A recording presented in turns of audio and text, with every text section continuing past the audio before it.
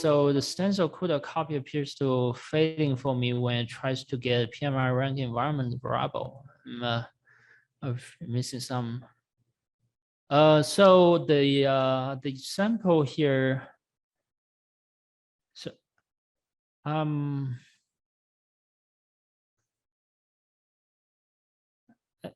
well, I think let me see CUDA copy. Yeah, I think you need to make sure that the MVRPH2 and CUDA 10.0 is loaded in your environment at least. Or we can take it offline after. Yeah, maybe it's better to take it offline, and we can talk. We can discuss on this specific problem. So the last topic of this tutorial is the new stuff in MPI4. So MPI4 is voted and approved only less than 2 months ago. I would, yeah. Something. It's very new. So it's official, and you can find the final text for MPI4 from this link. But to summarize it, these are the major features introduced and major changes introduced in this MPI4. So first of all, there's persistent collective, and there's partition communicators and sessions. These are like three big pieces in MPI4. And apart from that, there's also the support for big count where many users has been asking for. And there's improvement in error handling and failure handling. And there's also topology improvements. So the persistent collective, this is if you are aware of the persistent operation in MPI, basically the persistent collective is it's kind of how do I say? So it's implementation wise, it's kind of similar to non-blocking collective operation, but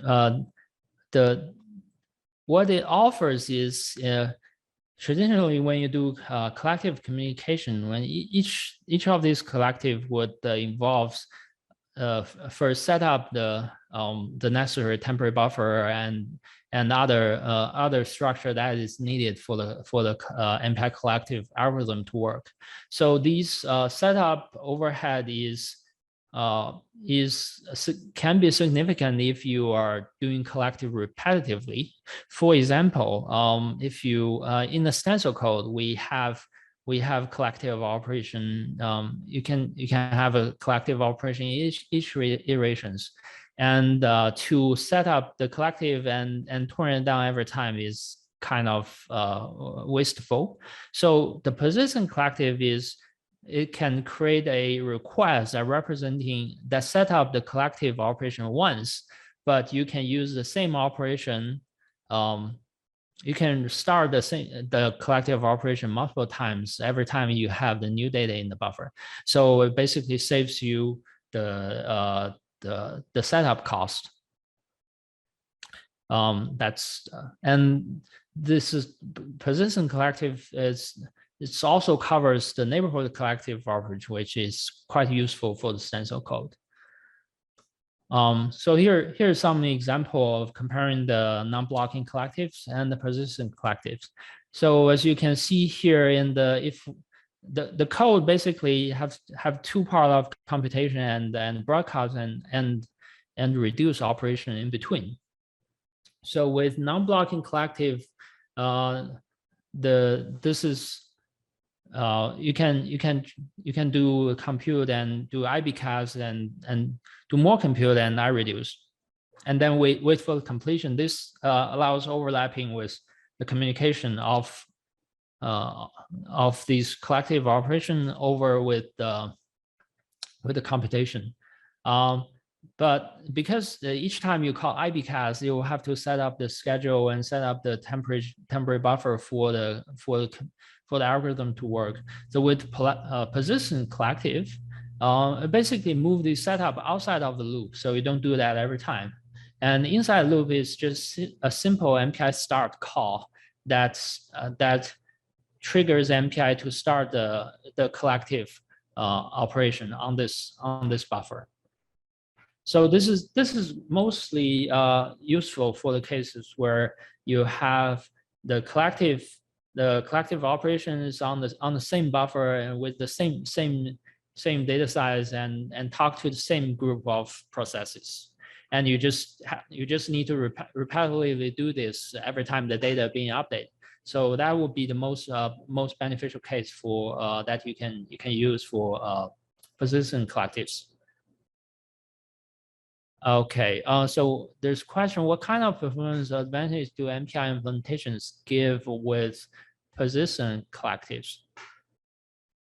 I mean, communication-wise, there's the collective algorithm is the same as the other collective. The saving is mainly on the setup phase of the collective. So like I said, if you just do one collective and be done with it, there's no point of use persistent collective. It's most useful when you have repetitive collective operations. Okay. Okay. Here. So so the second biggest feature in MPI4 is this partition communication. It's a whole new chapter in MPI4. Basically, it defines an MPI operations that can be performed by multiple actors. So this is very interesting because in this case, these actors could be threads or even could be GPUs. So far in MPI4, this partition communication is limited to only point-to-point communication. Means there's only send and receive that has this partition version of it. To use partition communication, you simply you have to first decide how many partitions are there. So if you were thinking about having multiple threads driving the communication, you can have the number of partitions equal to the number of threads. But once you decide that, you can create this using this MPI psend init to create a partition send operation. Essentially, basically this psend operation is saying that I have this big buffer, and each of these actor or each partition is owned by can be performed separate in a separate fashion. So different threads or different actors can perform the operation separately. So the other two functions that related to this is these MPI PRID and PRIV. So the PRID basically allows one actor to indicating a specific partition is ready for send or ready for receive. And PRIV is basically, this is on the receiver side to check whether a specific partition that I'm interested in has new data arrived, has arrived or has completed. So this is partition communication. Example here is basically is having multiple threads driving the operation of different parts. So basically, we have a big message buffer where each thread here is OpenMP thread are going to fill their own part and send them separately. The benefit is that these threads, depending on how fast they fill the partition, some may finish faster. They ended up data being ready earlier.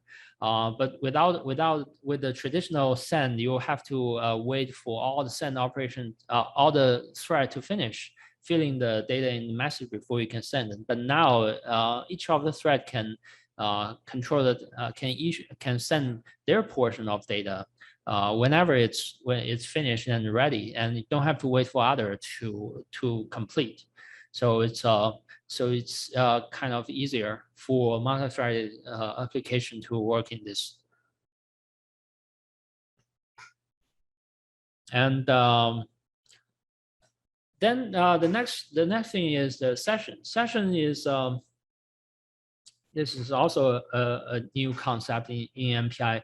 So before sessions, all MPI initial application starts by in MPI init or MPI init thread. So it creates the initialized MPI environment. So there's challenges that rises when MPI was when some of the application is trying to use MPI with multiple libraries that internally also depends on MPI. Now, for example, your application may in this case in the figure your application may have a tool or a library to run simulation on ocean, while another tool or library running simulation on atmospheres. So both of them will try to do MPI init. So there's they have to coordinate well, who initialized MPI init, who initialized the MPI environment and all that complexity. And there's also limitations on the group of process that each library are using. So so basically what sessions introduce is a different way to initialize MPI. So what instead of doing MPI in it, it creates MPI session in it. So when you do session in it, it doesn't really create a COM word or a communicator for the MPI, but it creates a session. So each of the library or application parts that use the MPI can then say I can further create an MPI communication environment from this this common session. For example, one library can create a session of a group that contains all the processing that is available in this MPI program, while the other library may only may choose to create a smaller group of COM word and only contains the process on the local machines. So in this fashion, it gives it offers a more flexibility in how MPI can be used in different scenarios. Yeah. So basically, this allowed the MPI application to query at runtime to decide which process it need to be included in the COM word and create a communicator from there. So then some of the small features is the big count. So big count here is basically introduce a MPI count type instead of using a int type for the count parameter in MPI send. So to maintain the compatibility, what it does is basically introduce this _C version for the MPI operations, where where in here, for example, with MPI send, the existing version uses int as a count, but the MPI send _C is going to use MPI count, which supports count larger than int max. Another thing is improvement in the error handling and in MPI. So one is the introduction of non-catastrophic errors. So before MPI 4, if error by definition, if there's error happens, MPI's state is undefined. It means the MPI would not be safe to keep using MPI for further communication. But in reality, some of these errors are caused by the sometimes the exhaustion of a resource, but those resources can be replenished if some of the ongoing operation is finished. For example, if my application do a lot of MPI ISEN, it's gonna create many requests. So at one point, the pool of the requests may be exhausted, and I couldn't do more communication. But that is actually not a big problem, because eventually some of these in-flight operation is going to finish, and it's going to free those requests, and then I I would be able to come back and retry the communication that is failed. So this is a perfect use case for non-catastrophic error, where the user, when the error returns, the user can see, oh, this is a non-catastrophic error, means maybe I can just wait a little bit and come back and retry this. So so this what non-catastrophic error offers. And there's also improvement in topology, basically providing a feature-based comp split type that allows a easier splitting of communicators depending on either depending on the hardware topology or depending on the user inputs using info hints. So lastly, there's also new communication relaxation hints that's provided in MPI 4. For example, the no any source and no any tag hint that we talk about briefly in the MPI plus thread, where we're indicating that the communicator is not going to have a wildcard communication. And there's also this assert exact length. Basically, it says the receive buffer must be the correct size for the message. So as a library internally, we don't check the size anymore. We just assume the data the user after giving this hint is providing the correct buffer, and we just put data in there. And lastly, there's a MPI assert overtaking allowed. This is allowed all the message to be logically concurrent, even they are on the same communicator. So this is it's kind of useful for the application where each message is being strictly matched based on their communicator and their tags. So in that case, even if the message arrive out of order, the receiver can figure out what is the correct order to match them into their receive. So in that case, MPI as an MPI library doesn't need to maintain a strict order, which offers some opportunity to optimize the performance. So basically, if your application doesn't need the order to be maintained by the library itself, it can provide this hint to the communicator, so the MPI can relax and optimize on that. And lastly, there's also improvements in MPI events, but this is mostly related to tool developers, I think. So I'm going to skip the details here. So so that is pretty much all the content we have for the tutorial. Yeah, before the conclusion, let me see if there's any question about the MPI4 features. Okay, so there's our non-catastrophic errors in MPI4 approach to fault tolerance as well. So by fault tolerance, I'm assuming you're referring to things like failure recovery, like the user level failure mitigation. Non-catastrophic error is not exactly the same as a fault tolerance. Is because only some of the errors are non-catastrophic.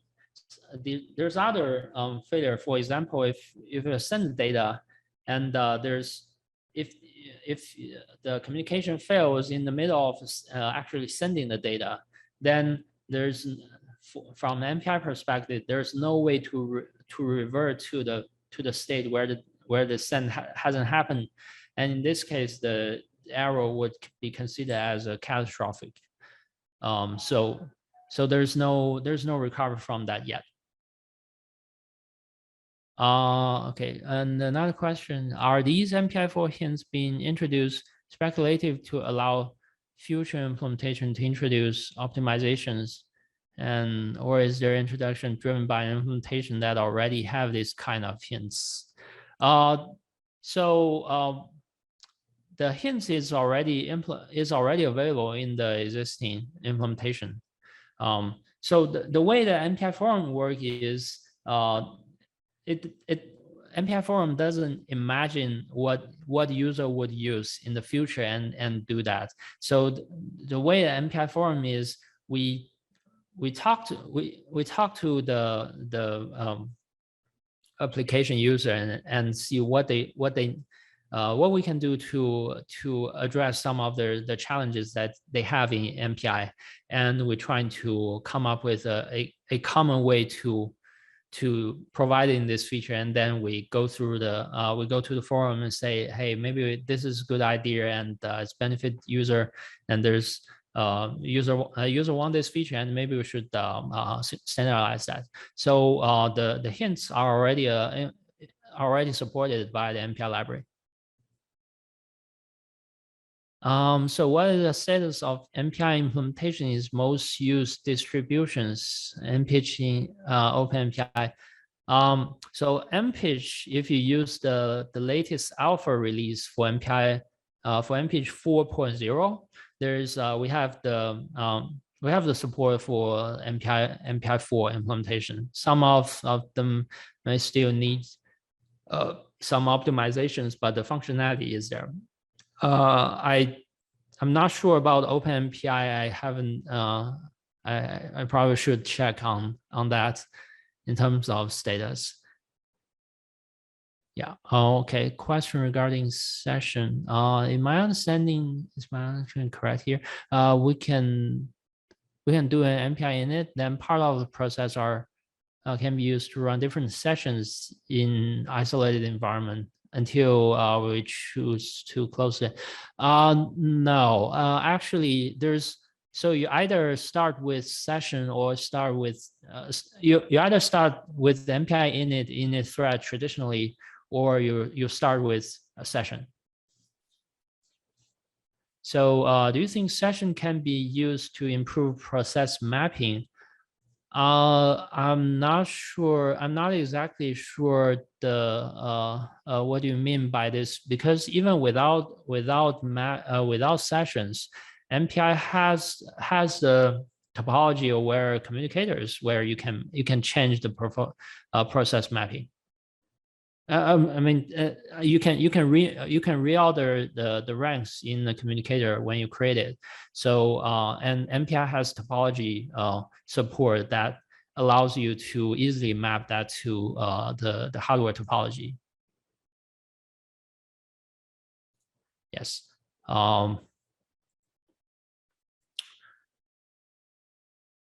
Okay. So so to summarize, the parallelism has been critical and is going to be more important in the future in scientific computing with modern hardware. And MPI is still standing strong and supporting the parallel high performance computing community. So whenever you think about using parallel programming with MPI, always think about how to the parallelism strategy is the most important. How to decompose the data, and how then think about how the data is being managed, and data need to be moved among processes, and that's the general approach of using programming with MPI. And yeah, that's all we wanted to talk about. Is there, Rajiv, do you have anything you want to add? No. If people have any questions, they can continue to ask us now or over the Slack channel over the course of ATPESC. We'll still be on. You can continue to work on the hands-on in the evening, and if you have problems, let us know. Thanks for staying on until the end. For some of you, it's quite late. I know it's past midnight in some time zones.